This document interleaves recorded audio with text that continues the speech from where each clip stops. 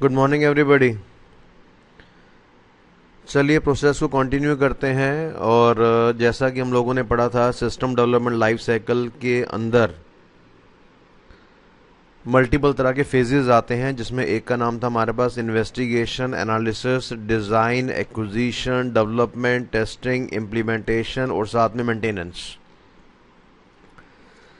ये कुल मिलाकर हमारे पास 8 फेजेस हैं जो कि सिस्टम डेवलपमेंट लाइफ साइकिल के अंदर आते हैं। आपको मैंने पहले भी बताया था कि सिस्टम का मतलब होता है इंफॉर्मेशन सिस्टम। इंफॉर्मेशन सिस्टम को डेवलप करने के स्टेप्स कितने तरह के होते हैं, ये हम लोगों ने सवाल डिस्कस करना था।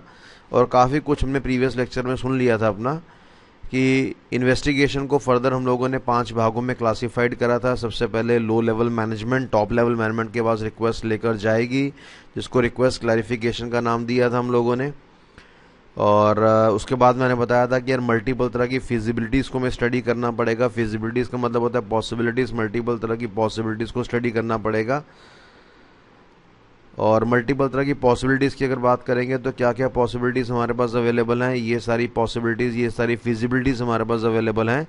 जैसे टेक्निकल हो गया, ऑपरेशनल हो गया, पॉलिटिकल हो गया, फाइनेंस हो गया, रिसोर्स हो गया, शेड्यूल हो गया, इकोनॉमिकल, लीगल, बिहेवियरल। तो लास्ट क्लास में आपको याद होगा हम लोगों ने टेक्निकल फिजिबिलिटी के बारे में स्टडी करना स्टार्ट करा था। और टेक्निकल फिजिबिलिटी के बारे में ये पढ़ा था, it refers to the availability of hardware and software resources. अगर आपको कोई नया इंफॉर्मेशन सिस्टम अपनी कंपनी में लॉन्च करना है तो उसके लिए आपको मार्केट से हार्डवेयर भी एक्वायर करना पड़ेगा, सॉफ्टवेयर भी एक्वायर करना पड़ेगा। क्या ये हार्डवेयर, क्या ये सॉफ्टवेयर मार्केट में अवेलेबल है या नहीं है, जब हम इस तरह की पॉसिबिलिटी को चेक करेंगे तो उसको टेक्निकली हम लोगों ने क्या नाम दिया, टेक्निकल फिजिबिलिटी का नाम यहाँ पे दिया हुआ है। अब देखने वाली बात यह है कि हमारा जो एनालिस्ट होता है इस एनवायरनमेंट के अंदर, सिस्टम एनालिस्ट जिसको हम कहते हैं, वो डिसाइड करता है कि जो भी हमारा प्रपोज सिस्टम है, जो भी हमारा न्यू सिस्टम है, क्या वो एग्जिस्टिंग टेक्नोलॉजी के साथ एडजस्ट कर पाएगा कि नहीं कर पाएगा। अगर ऑलरेडी हम कुछ हार्डवेयर सॉफ्टवेयर इस्तेमाल कर रहे हैं तो क्या हमारा जो न्यू सिस्टम है, जो हमारा न्यू इन्फॉर्मेशन सिस्टम का रिक्वायरमेंट है, क्या वो एग्जिस्टिंग के साथ काम कर पाएगा कि नहीं कर पाएगा। और इस तरह की डिसीजन मेकिंग कौन करेगा, सिस्टम एनालिस्ट करेगा। और मैंने आपको बताया था लास्ट क्लास में कि मल्टीपल तरह के यूजर्स होते हैं हमारे पास। सिस्टम एनालिस्ट हो गया, सिस्टम डिज़ाइनर हो गया, सिस्टम प्रोग्रामर हो गया, डेटाबेस एडमिनिस्ट्रेटर हो गया, एंड यूज़र हो गया। Lot many users we have. ठीक है जी। तो ये हमारे पास टेक्निकल फिजिबिलिटी के बारे में जानकारी था। It refers to the availability of concern hardware and software. Technical feasibility के अंदर हमें मल्टीपल तरह के हार्डवेयर्स की, मल्टीपल तरह के सॉफ्टवेयर्स की अवेलेबिलिटी के बारे में सोचना है। कि जैसे मैंने आपको लास्ट क्लास में हल्का सा डिस्कस करा था कि हमें इंफॉर्मेशन सिस्टम को क्रिएट करना है, तो हमें हो सकता है कि अपनी ऑर्गेनाइजेशन में नेटवर्क की रिक्वायरमेंट हो, क्योंकि मल्टीपल यूजर्स हैं हमारे पास, मल्टीपल एम्प्लॉयज़ काम करते हैं, 400, 500, 1000, 2000, 1 लाख एम्प्लॉयज़ काम करते हैं। और सबको अटैच करने के लिए हमें नेटवर्किंग का एनवायरनमेंट बनाना पड़ेगा। नेटवर्किंग के एनवायरनमेंट को 3 पार्ट्स में क्लासिफाइड करा हुआ था, सेंट्रलाइज, डिसेंट्रलाइज और आपका डिस्ट्रीब्यूटेड। अगर सारी इन्फॉर्मेशन हमारी सर्वर के अंदर मेंटेन होगी तो सेंट्रलाइज्ड होगा। अगर आधा इन्फॉर्मेशन सर्वर के अंदर होगा, आधा इन्फॉर्मेशन नोड के अंदर होगा, तो डिसेंट्रलाइज्ड होगा। और अगर हम ये कहते हैं कि यार हमारे पास इस तरह का एनवायरनमेंट है where we don't have the involvement of server, तो इस तरह को हम इस तरह के नहीं सॉरी गलती हो गया, आधा काम सर्वर करेगा और आधा काम लेटेस्ट से अगर हमारा नोड करेगा तो उसको हमने डिस्ट्रीब्यूटेड का नाम दिया था। और ऐसा एनवायरनमेंट जहाँ पे हमारे पास सर्वर की इन्वॉल्वमेंट नहीं होगी उसको हम लोगों ने डिसेंट्रलाइज का नाम दिया हुआ था। तो यानी हमें नेटवर्क के टाइप्स के बारे में स्टडी करना है कि हमें किस तरह का नेटवर्क चाहिए अपने इन्फॉर्मेशन सिस्टम को क्रिएट करने के लिए। अच्छा, नेक्स्ट पॉइंट हमारे पास यहाँ पे क्या आता है कि हमें टाइप्स ऑफ प्रोसेसिंग के बारे में ध्यान देना है। प्रोसेसिंग को हम लोगों ने यहाँ पे क्या करा, 2 पार्ट्स में क्लासीफाइड करा हुआ है। एक का नाम बैच प्रोसेसिंग है और एक का नाम मेरे पास इंटरैक्टिव प्रोसेसिंग है। तो हमें अपने बिजनेस के अंदर ये डिसाइड करना है कि प्रोसेसिंग किस तरह से होनी चाहिए। क्या हमारे यहाँ पे बैच प्रोसेसिंग वाला कॉन्सेप्ट होना चाहिए या इंटरैक्टिव वाला काम होना चाहिए। सर ये बैच और इंटरैक्टिव क्या होते हैं, हल्का सा मैं आपको आइडिया देता हूँ। लेटेस्ट से हमारा एक इन्वेंट्री का बिजनेस है और इन्वेंट्री के बिजनेस में आप सभी बच्चे जानते हैं कि एक बड़ा खास काम होता है हमारे पास, बड़ा फेमस काम होता है जिसको हम लोगों ने क्या नाम दिया, स्टॉक अपडेशन का नाम यहाँ पे दिया हुआ है ना। तो स्टॉक अपडेशन करने के मेरे पास 2 तरीके होते हैं। एक होता है मेरे पास पीरियोडिक तरीका और एक होता है मेरे पास इमीडिएट तरीका। पीरियोडिक तरीका का मतलब क्या है कि मैंने डिसाइड करा कि ठीक शाम के 5 बजने के बाद जितना भी सामान हमने बेचा है वो अपने स्टॉक में से माइनस कर लेंगे। तो ये पीरियोडिक हो गया। शाम के 5 बजने के बाद सुबह 9 से 5 तक आप काम करेंगे, ठीक शाम के 5 बजने के बाद आप अपना सामान माइनस करेंगे, यानी जितना भी आप लोगों ने क्वांटिटी सोल्ड कर रखा है उसको आप क्वांटिटी ऑन हैंड में से माइनस कर देंगे। पर यहाँ पे जो भी काम होगा आफ्टर 5 PM काम होगा। तो इस तरह के काम को टेक्निकली हम लोगों ने क्या नाम दिया, पीरियोडिक का नाम यहाँ पे दिया हुआ है, यानी बैच प्रोसेसिंग का नाम यहाँ पे दिया हुआ है। और एक तरीका बेटा हमारे पास होता है इंटरैक्टिव। इंटरैक्टिव का मतलब क्या होता है, इमीडिएटली माइनस करना। जैसे ही हम लोगों ने ट्रांजैक्शन एंटर करा ऑन द स्पॉट तभी माइनस कर दिया। जैसा एग्जांपल देता हूँ मैं आपको, ATM सिस्टम में ये काम होता है, ठीक है, या आपके लेटर से क्या कहते हैं स्टॉक एक्सचेंज में ये वाला काम होता है, रेलवेज के अंदर ये काम होता है, एयरवेज के अंदर ये काम होता है। तो ATM सिस्टम हो गया, स्टॉक एक्सचेंज हो गया, रेलवेज हो गया, एयरवेज हो गया, वहाँ पे जब काम होता है इमीडिएटली माइनस होता है। तो इस तरह की प्रोसेसिंग को हमने क्या नाम दिया, इंटरैक्टिव प्रोसेसिंग का नाम यहाँ पे दिया हुआ है। तो जो भी इंफॉर्मेशन सिस्टम अपने बिजनेस के लिए अप्लाइड कर रहे हैं उसमें हम डिसाइड करेंगे कि क्या वहाँ पे काम पीरियोडिकली हो रहा है, निर्धारित समय के बाद हो रहा है, या काम हमारा इमीडिएट हो रहा है। और इस तरह के कॉन्सेप्ट को हमने क्या नाम दिया, टाइप ऑफ प्रोसेसिंग या टाइप ऑफ ट्रांजैक्शन प्रोसेसिंग का नाम यहाँ पे दिया हुआ है। ठीक है बच्चे। उसी तरीके से यहाँ पर कॉन्सेप्ट आता है अगला कि यार हमारे पास नेटवर्क आर्किटेक्चर कौन सा है आपके पास। नेटवर्क आर्किटेक्चर का मतलब यहाँ पर है कि क्या हमारे पास पीयर टू पीयर का एनवायरनमेंट है या CST का एनवायरनमेंट है। और अगर आपको याद होगा तो ये आप लोगों ने IPCC के अंदर डिस्कस करा होगा कि CST का मतलब होता है हमारे पास, CST का मतलब क्या होता है हमारे पास, that is client server technology. कह रहा है ऐसा आर्किटेक्चर जहाँ पे सर्वर भी होगा मेरे पास, जहाँ पे मेरे पास क्लाइंट भी होंगे। यहाँ पे नोड्स को टेक्निकली हम लोगों ने क्लाइंट का नाम दिया और बीच वाले कंप्यूटर को हमने क्या नाम दिया, सर्वर का नाम दिया है। तो इस चीज़ को हम लोगों ने यहाँ पे क्या नाम दिया, क्लाइंट सर्वर टेक्नोलॉजी का नाम यहाँ पे दिया हुआ है। ठीक है, यह हमारे पास क्या पीयर टू पीयर का नेटवर्क है। और पीयर टू पीयर नेटवर्क से हमारा यहाँ पे क्या मतलब होता है, it refers two point network. ठीक है, मान लो एक सर्वर मेरे पास ये पड़ा हुआ है, एक सर्वर मेरे पास ये पड़ा हुआ है, एक सर्वर ये पड़ा हुआ है, एक सर्वर ये पड़ा हुआ है, एक सर्वर ये पड़ा हुआ है, और ये सारे सर्वर दूसरे सर्वर से पॉइंट टू पॉइंट बेसिस पे अटैच्ड हैं। इस तरह के एनवायरनमेंट को हम लोगों ने क्या नाम दिया, पीयर टू पीयर नेटवर्क का नाम यहाँ पे दिया हुआ है। फिलहाल किसके क्या एडवांटेजेस हैं, किसके क्या ड्रॉबैक्स हैं, वो पढ़ने की हमें रिक्वायरमेंट नहीं है, क्योंकि ये सब IPCC की बातें हैं। तो यानी हमें बीइंग अ सिस्टम एनालिस्ट हमें ये भी डिसाइड करना पड़ेगा कि हमें अपने नेटवर्क में किस तरह का आर्किटेक्चर चाहिए। क्या हमें क्लाइंट सर्वर टेक्नोलॉजी का इस्तेमाल करना है या पीयर टू पीयर नेटवर्क का इस्तेमाल करना है। इस तरह की बातों का भी हमें यहाँ पे ध्यान देना पड़ेगा। उसके बाद हमें अपने इंफॉर्मेशन सिस्टम को चलाने के लिए हार्डवेयर की तो रिक्वायरमेंट होती ही है, साथ में नेटवर्किंग के एनवायरनमेंट की भी रिक्वायरमेंट होती है, प्लस हमें क्या चाहिए होता है, सॉफ्टवेयर चाहिए होता है। और सॉफ्टवेयर की अगर मैं डेफिनेशन की बात करूँगा तो सॉफ्टवेयर की डेफिनेशन क्या होता है, कलेक्शन ऑफ प्रोग्राम्स। और प्रोग्राम्स का मतलब क्या होता है मेरे पास, कलेक्शन ऑफ इंस्ट्रक्शंस। अब ये जो सॉफ्टवेयर हम चाहते हैं ये क्या हम मार्केट से परचेज करेंगे, जैसे टेली मार्केट में अवेलेबल है, बिजी अवेलेबल है, ठीक है ना, आपका मार्ग नाम का सॉफ्टवेयर अवेलेबल है, एस नाम का सॉफ्टवेयर अवेलेबल है, एरो नाम का सॉफ्टवेयर अवेलेबल है, पे सॉफ्ट नाम का सॉफ्टवेयर अवेलेबल है। तो ये मार्केट में बने बनाए अवेलेबल हैं। या तो आप मार्केट से बने बनाए सॉफ्टवेयर का प्रयोग कर लीजिए, किसी वेंडर से परचेज कर लीजिए, या फिर आप अपनी रिक्वायरमेंट के अनुसार कोई कस्टमाइज सॉफ्टवेयर बनवा लीजिए सॉफ्टवेयर डेवलपमेंट टीम से। सॉफ्टवेयर डेवलपमेंट टीम को आप हायर करिए, उनको बोलिए वो आपके लिए सॉफ्टवेयर बनाएंगे। तो यानी यहाँ पर हम लोगों ने इसके बारे में बात करी है कि हमें सॉफ्टवेयर कौन सा अप्लाइड करना है, और क्या हमें बना बनाया सॉफ्टवेयर जो मार्केट में अवेलेबल है उसको अप्लाइड करना है, या अपनी रिक्वायरमेंट्स के अनुसार कोई कस्टमाइज सॉफ्टवेयर जनरेट करना है। तो ये भी हम यहाँ पे डिसाइड करेंगे रिगार्डिंग टेक्निकल फिजिबिलिटी। इसके बाद देखने वाली बात हमारे पास, मैं छोटा छोटा आपको ना हिंट दे रहा हूँ, हमारा स्टोरेज मीडिया क्या होगा कि जो भी हमारा डेटा सेव्ड होगा वो फाइनली कहाँ सेव होगा। क्या हम उसको मैग्नेटिक टेप में सेव करने के बारे में सोचेंगे। यहाँ पे टेप का मतलब क्या होता है बच्चे, सीधा it refers to magnetic tape, जहाँ पे डेटा जो भी सेव होता है वो आपका सीक्वेंशली सेव होता है। या डेटा हमें किस में सेव करना है, आपका फ्लॉपी डिस्क में सेव करना है। हालांकि आजकल तो फ्लॉपी डिस्क का इस्तेमाल होता नहीं है, CD का इस्तेमाल भी नहीं होता, DVD का इस्तेमाल होता है, या ब्लू रे डिस्क का इस्तेमाल होता है जिसकी स्टोरिंग कैपेसिटी बहुत ज़्यादा होती है और वो पोर्टेबल डिवाइसेस होते हैं। या हमें हार्ड डिस्क का इस्तेमाल करना है। हार्ड डिस्क का मतलब यहाँ पर क्या आ गया कि हार्ड डिस्क का मतलब ये हो गया कि यार हमारे कंप्यूटर सिस्टम में, जैसे ये हमारे पास आपका कंप्यूटर सिस्टम होता है और ये मेरे पास कैबिनेट होता है और अंदर मदरबोर्ड होता है। तो मदरबोर्ड के अंदर एक डिवाइस लगा होता है, स्टोरेज डिवाइस, उसको हम क्या कहते हैं, हार्ड डिस्क कहते हैं, जहाँ पे डेटा सारा का सारा सेव्ड होता है। आप उस डेटा को हार्ड डिस्क में भी सेव कर सकते हैं। अक्सर आप लोगों ने C ड्राइव या D ड्राइव या E ड्राइव या F ड्राइव देखी होगी, तो वो सारा का सारा किसका पार्ट माना गया, आपका हार्ड डिस्क का पार्ट माना गया। हार्ड कॉपी का मतलब क्या होता है कि आपने कोई डेटा प्रिंट आउट्स ले लिया, कागज़ की फॉर्म में सेव कर लिया या प्लास्टिक शीट्स की फॉर्म में सेव कर लिया, उसको हमने हार्ड कॉपी का नाम दिया। तो आखिरकार स्टोरेज मीडिया हमारे पास कौन सा है? आजकल तो ज़्यादा से ज़्यादा सॉफ्ट कॉपी का स्टोरेज मीडिया का इस्तेमाल होता है और एक बड़ी प्यारी चीज़ का इस्तेमाल होता है जिसका नाम क्लाउड कंप्यूटिंग होता है। आगे हम डिस्कस करेंगे क्लाउड कंप्यूटिंग क्या होता है।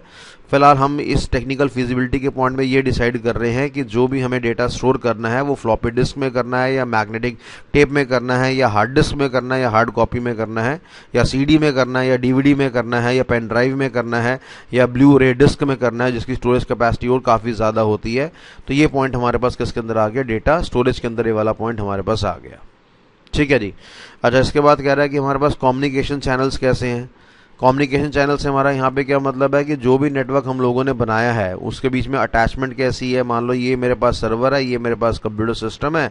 अब इन दोनों के बीच में अटैचमेंट का माध्यम क्या है मेरे पास? अगर ये कंप्यूटर सिस्टम नज़दीक है तो हम जो भी अटैचमेंट करेंगे सीधा केबल के द्वारा करेंगे। ठीक है, केबल के आपने कई तरह के नाम शायद सुने होंगे, ट्विस्टेड पेयर केबल हो गया, कोएक्सल केबल हो गया, फाइबर ऑप्टिक केबल हो गया। ये कई तरह की हमारे पास क्या होती है? केबल्स होती हैं, इसका आप इस्तेमाल करेंगे। और दूसरी बात यहाँ पर ये आ रही है कि हम सैटेलाइट कनेक्शन का इस्तेमाल कर सकते हैं। सैटेलाइट कनेक्शन से यहाँ पे क्या मतलब है कि अगर मेरा कंप्यूटर सिस्टम बहुत दूर है, मेरा सर्वर इंडिया के अंदर है और मेरा एक कंप्यूटर सिस्टम लेटर से आपका अमेरिका में बैठा हुआ है, तो यहाँ पे जो भी अटैचमेंट होगी वो सैटेलाइट सिग्नल्स के द्वारा होगी, क्योंकि इतनी लंबी तार अटैच करना प्रैक्टिकली पॉसिबल नहीं है। अगर इतनी लंबी तार हम अटैच करेंगे तो बीच में पाकिस्तान वाले आके उसको काट देंगे, तो डेफिनेटली हमें जो भी अटैचमेंट करना पड़ेगा वो सारा का सारा सैटेलाइट के द्वारा ही करना पड़ेगा। तो कम्युनिकेशन चैनल्स का मतलब यहाँ पे क्या है? If the operating companies are far away then they are connected by mean of satellite connection, and if the operating companies are nearby then they are attach by mean of cables. अगर operating companies नज़दीक है तो cables का इस्तेमाल करिए, अगर operating companies बहुत दूर दूर बैठी हैं तो हमें किसका इस्तेमाल करना है? सैटेलाइट का इस्तेमाल करना है। ठीक है बच्चों, तो चलो कम्युनिकेशन चैनल भी समाप्त हो गया, यहाँ पे डेटा स्टोरेज भी यहाँ पे समाप्त हो गया। अब यहाँ पे कह रहा है कि यार हमारे पास इनपुट कैसे करा जाएगा हमारे पास। मैंने कहा इनपुट जब हम करते हैं, इनपुट का मतलब क्या होता है? डेटा को फीड करना, आपको इनपुट करना है। तो हमने कहा इनपुट करने के हमारे पास दो तरीके होते हैं, एक का नाम होता है RJE और एक का नाम होता है मेरे पास DDE। तो अगर आपसे कोई पूछे इनपुट करने के कितने मेथड्स हैं तो आप क्या बोलेंगे? इनपुट करने के दो मेथड्स होते हैं, एक का नाम होता है RJE और एक का नाम होता है DDE। और RJE की फुल फॉर्म हमारे पास क्या होती है? Stands for remote job entry. और DDE की फुल फॉर्म मेरे पास क्या होती है? That is direct data entry. ठीक है, remote job entry, direct data entry. और जब मैं DDE की बात करूंगा तो यहाँ पे जो भी डेटा फीडिंग होती है वो मैक्सिमम काम सारा का सारा कौन करती है? आपकी मशीन करती है। और यहाँ पे मैनुअल ऑपरेशंस आपके परफॉर्म नहीं होते, यानी इंसान की जो इन्वॉल्वमेंट होती है मिनिमम होती है, मिनिमम ह्यूमन इंटरवेंशन होती है। इंटरवेंशन का मतलब होता है इन्वॉल्वमेंट, तो इंसान की इस्तेमाल यहाँ, इंसान का जो इन्वॉल्वमेंट है वो यहाँ पर कम होगा। ठीक है, DDE के बड़े सारे एग्जाम्पल हैं हमारे पास।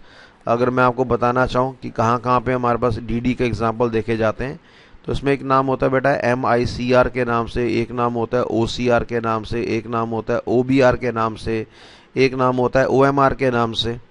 ठीक है, एक नाम होता है मेरे पास स्मार्ट कार्ड सिस्टम के नाम से।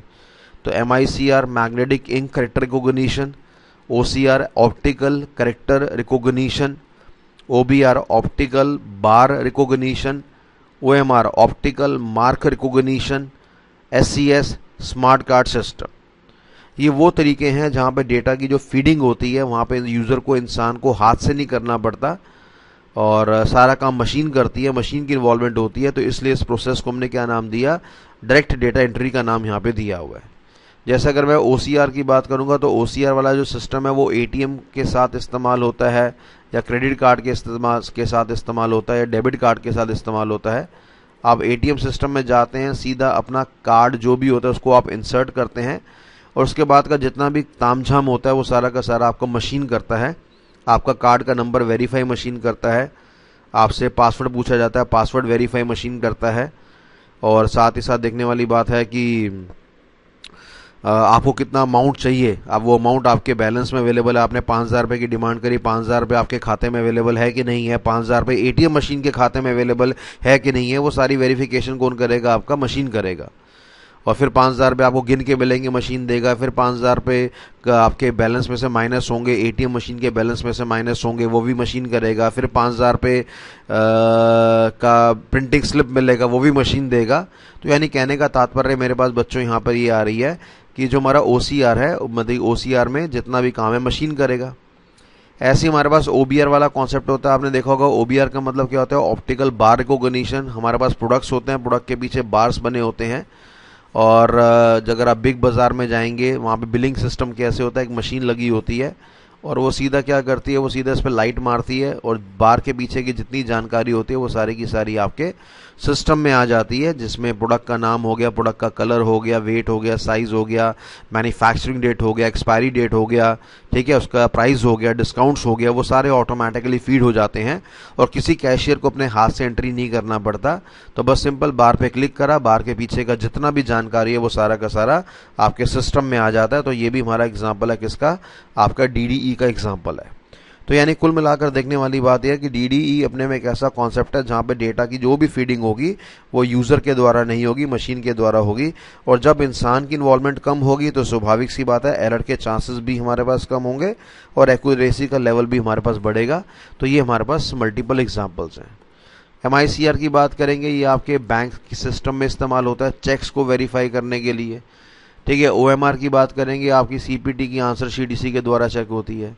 स्मार्ट कार्ड सिस्टम की बात करेंगे, आपके एम्प्लॉयज़ को वेरीफाई करता है कि जो कंपनी में एम्प्लॉय एंटर कर रहा है क्या वो ऑथराइज्ड है या अनऑथराइज्ड है। उससे हम पासवर्ड डलवाते हैं, उसकी नज़रें मिलाते हैं, गले की आवाज़ मिलाते हैं, फिंगरप्रिंट्स मैच करवाते हैं, आइस का रेटिना मैच करवाते हैं और सारा काम मशीनरी करती है। तो ये हमारे पास मल्टीपल एग्जाम्पल है। हल्का सा मैंने आपको हिंट दिया कि डेटा को इनपुट करने के, डेटा को डालने के दो साधन हैं, एक का नाम रिमोट जॉब एंट्री और एक का नाम आपका DD। अगर मैं रिमोट जॉब एंट्री की बात करूंगा तो वो कुछ नहीं है, वो बेसिकली एक रेफर करता है यहाँ पे नेटवर्किंग के एनवायरनमेंट को और यहाँ पे यूज़र को बैठ के क्या करना पड़ता है, डेटा फीड करना पड़ता है और यहाँ पे उसको टाइपिंग करनी पड़ती है, सारा काम मैनुअली करना पड़ता है। अब जाहिर सी बात, अगर यूज़र यहाँ पे काम करेगा तो एरर के चांसेस की संभावना थोड़ी सी यहाँ पर हमारे पास बढ़ जाती है और एक्यूरेसी का लेवल भी हमारे पास यहाँ पे क्या होगा, थोड़ा गिर जाएगा और काम करने का जो टाइम है उसकी मात्रा भी यहाँ पे कम नहीं लगेगी बल्कि आपकी काफ़ी ज़्यादा स्पेंड होगी। तो ये मेरे पास इन्फॉर्मेशन था किसके बारे में, रिमोट जॉब एंट्री के बारे में।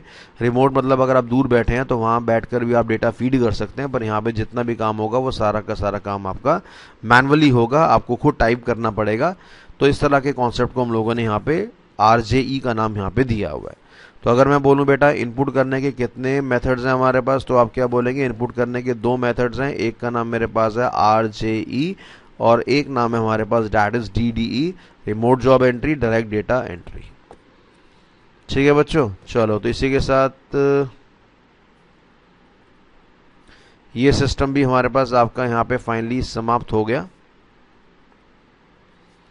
और इसी के साथ टाइप्स ऑफ इनपुट डिवाइस वाला कॉन्सेप्ट भी यहाँ पर ख़त्म हो गया। ठीक है, POS का मतलब पॉइंट ऑफ सेल होता है बेटा। पॉइंट ऑफ सेल का मतलब क्या होता है कि जिस समय आप सामान खरीदते हैं, डेबिट कार्ड या क्रेडिट कार्ड आगे फॉरवर्ड करते हैं तो उसी समय वो उस कार्ड को पंच कर लेते हैं और उस वाले कॉन्सेप्ट को हम लोगों ने क्या नाम दिया, पॉइंट ऑफ सेल का नाम यहाँ पे दिया हुआ है। अच्छा, सबसे पहले हमारे पास क्या काम होता है, इनपुट होता है। इनपुट के बाद हमारे पास क्या होता है, प्रोसेसिंग होती है। प्रोसेसिंग के बाद हमारे पास क्या आता है, आउटपुट आता है। अब आउटपुट कितने तरीके से आता है, मैंने कहा एक तरीका होता है हार्ड कॉपी की फॉर्म में और एक तरीका होता है मेरे पास सॉफ्ट कॉपी की फॉर्म में। हार्ड कॉपी की फॉर्म में बात करेंगे, किसका इस्तेमाल करेंगे, हम एक प्रिंटर नाम के डिवाइस का इस्तेमाल करना पड़ेगा या हम एक प्लॉटर नाम के डिवाइस का इस्तेमाल कर सकते हैं। ठीक है, प्लॉटर में आजकल जो आपने बड़े बड़े फ्लेक्स देखे होंगे उसका प्रिंट आउट्स निकलता है, या बड़े बड़े कागज़ के जो पोस्टर्स होते हैं उसका प्रिंट आउट निकलता है, तो उसको हमने प्लॉटर का नाम यहाँ पे दिया हुआ है। सॉफ्ट कॉपी की बात करेंगे तो सॉफ्ट कॉपी में हम किसका इस्तेमाल करेंगे, सीधा अपने मेमोरी डिवाइसेस का इस्तेमाल करेंगे, उसके अंदर अपना आउटपुट स्टोर कर सकते हैं।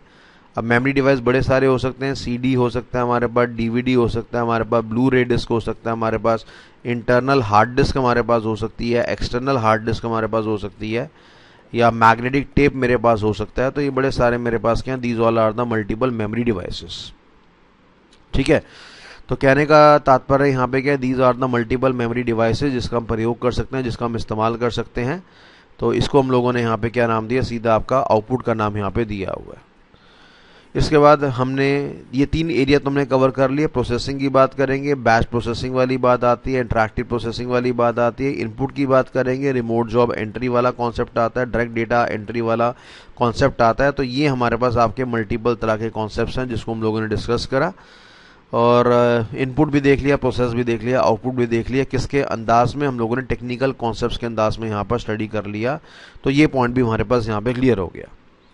अच्छा, अपडेट कब होगा? अपडेट मतलब क्या होता है? मॉडिफिकेशन कब होगा? क्या मॉडिफिकेशन हमारा ट्रांजैक्शन बाय ट्रांजैक्शन होगा? जैसे एटीएम मशीन में हम जाते हैं, 5,000 रुपये की डिमांड करते हैं, ऑन द स्पॉट माइनस हो जाता है, तो उसको हमने क्या नाम दिया? इंस्टेंटली का नाम यहाँ पे दिया।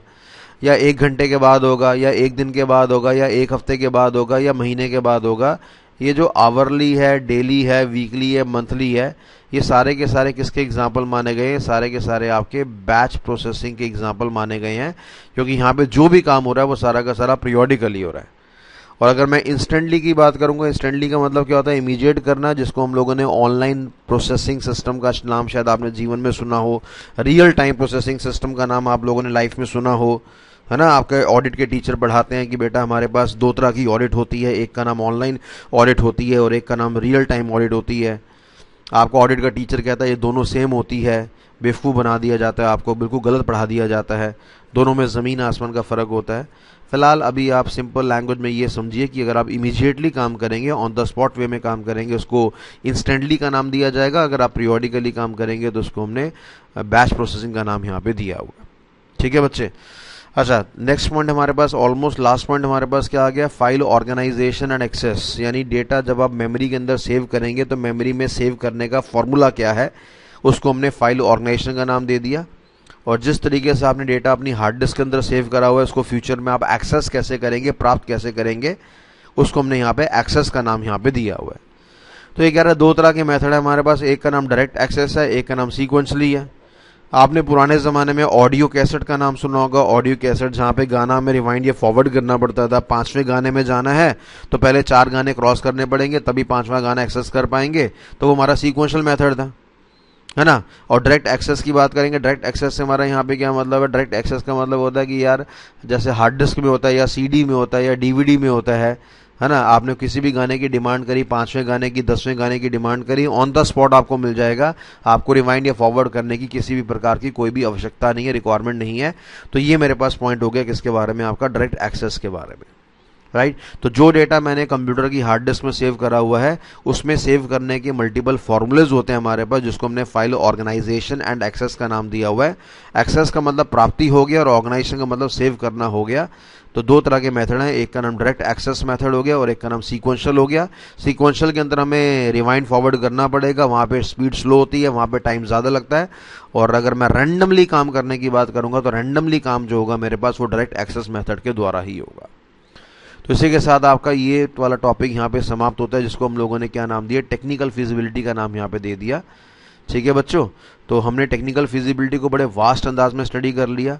हमने क्या पढ़ा था कि यार किसी भी इंफॉर्मेशन सिस्टम को अडॉप्ट करने से पहले मल्टीपल तरह की फिजिबिलिटीज़ को स्टडी करना पड़ेगा। 9 तरह की फिजिबिलिटीज़ है, जिसमें सबसे बड़ी फिजिबिलिटी का नाम था टेक्निकल फिजिबिलिटी। उसको टेक्निकली हमने समझ लिया है और ये सारी जानकारी है। किसी भी टॉपिक में अगर कुछ एक्स्ट्रा इन्फॉर्मेशन जाननी हो तो आप फ़ोन पर मेरे से बात कर सकते हैं, I will let you know. बाकी मैंने एक हल्का सा आपको टच दे दिया इन सभी टॉपिक्स के बारे में। आपको एग्जाम में सब टॉपिक लिख कर आने, उससे आपके आंसर की क्वालिटी बढ़ेगी। और यही ICA वाला डिमांड करता है। ऐसे ही बच्चों के 100 में से 98 मार्क्स नहीं आ जाते। जो इस तरह की लैंग्वेज का प्रयोग करते हैं उनको डेफिनेटली नंबर भी अच्छे मिलने की संभावना होती है। ठीक है जी, चलिए इस लेक्चर को अभी यहीं पे समाप्त करते हैं और नेक्स्ट लेक्चर में आगे का टॉपिक स्टडी करेंगे। Thank you so much.